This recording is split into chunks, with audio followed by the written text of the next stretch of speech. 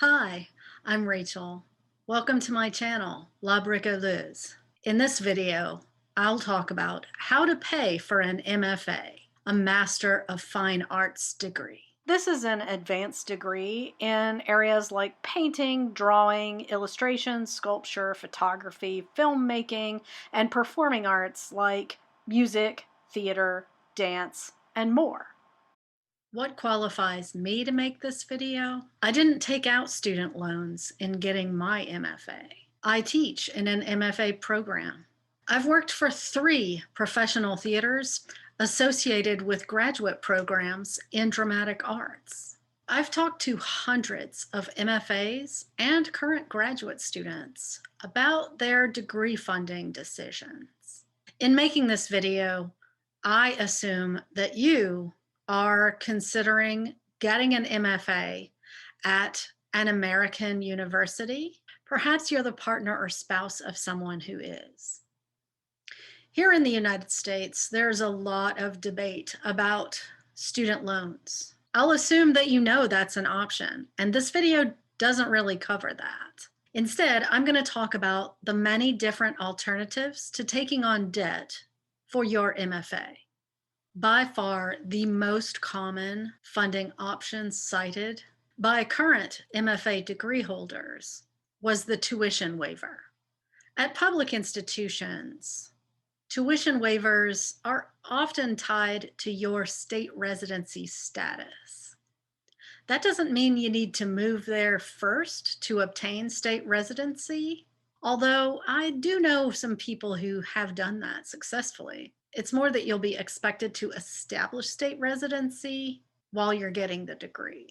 At private institutions, your eligibility for a tuition waiver may be contingent upon your income level or your family's financial status.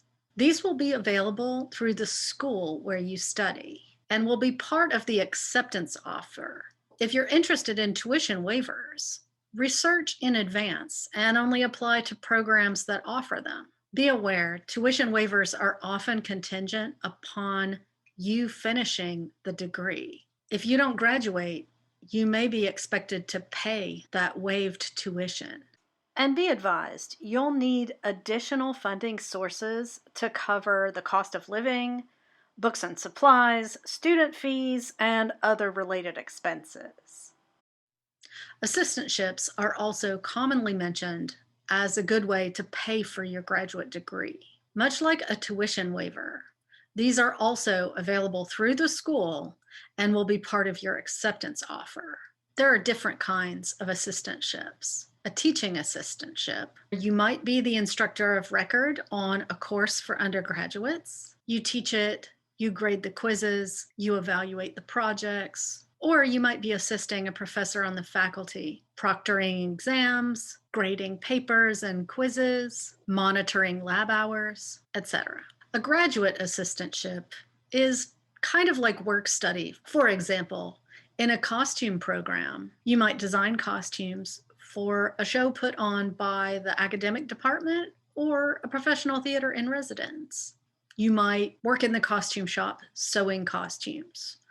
Maybe you work for the makerspace on campus, training people to use the laser cutter. This will vary depending upon the institution and the nature of the graduate assistantship. A third kind of assistantship, and this is rare in the fine arts, but I have come across it, is the research assistantship. Maybe you're working in an archive housed in the department, photographing artifacts or artworks and writing descriptions for the database. Maybe you're a clerical assistant, writing up documentation of acquisitions. Or perhaps you're helping compile and cross-check the bibliography of a professor's forthcoming textbook publication. Depending upon the cost of living and the area where the school is located, an assistantship may not cover 100% of the expenses for a single person living alone. You may need to look into collective housing, an apartment with several roommates, or renting a room in a boarding house. It really helps if you have a spouse or a partner who can help bear the financial burden of the household. I've had students who got lucrative enough summer employment to make up the difference that they needed for yearly income. Next, I'll talk about the fellowship. Fellowships are either external or internal. An external fellowship may be offered by the state where the institution is located in an attempt to retain talent in state, or an independent organization supporting the educational goals of specific populations. Children of immigrant families, for example, or particular cultural and demographic groups.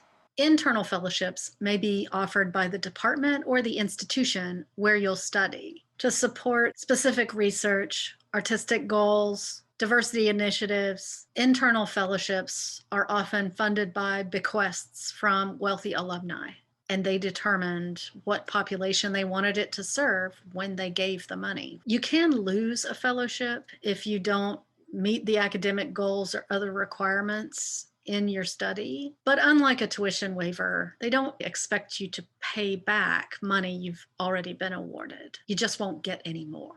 Now let's talk about scholarships and grants. These are broad categories that cover everything from small awards to full funding. And the sources are all over the place. They may be dispersed by the department where you're studying after you've already enrolled. They might be awarded by a professional organization for the discipline in which you're studying, or some other funding group, like your parent's employer, the union your spouse belongs to, your undergraduate or high school alma mater, a cultural institution like a church or temple. It takes a lot of research to find these. Any institution and organization where you're a member or your family is, check and see if they offer scholarships and grants for graduate study. You may qualify for an educational stipend. Your work may reimburse you for educational costs as part of the benefits package you were offered when hired.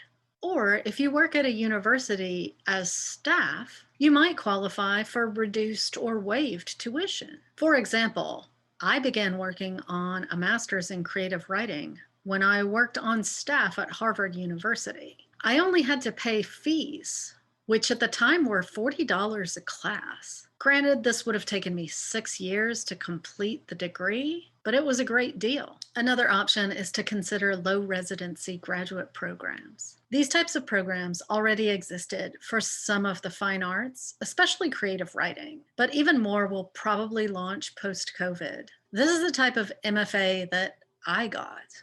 I took 2 classes online in fall and spring semesters, and 2 more in a month-long summer residency.